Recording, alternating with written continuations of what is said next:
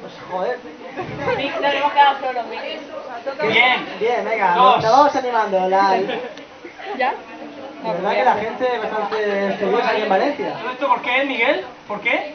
Porque tenemos una encuesta, o sea, me han encomendado hacer una encuesta sobre el nivel cultural de la juventud aquí en Valencia. Entonces he dicho, bueno, voy a aprovechar.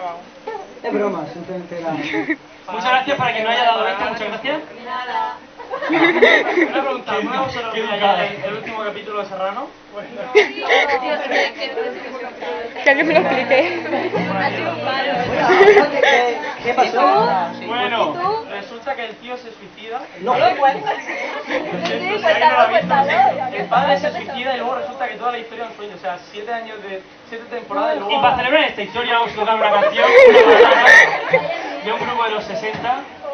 Espero que os guste.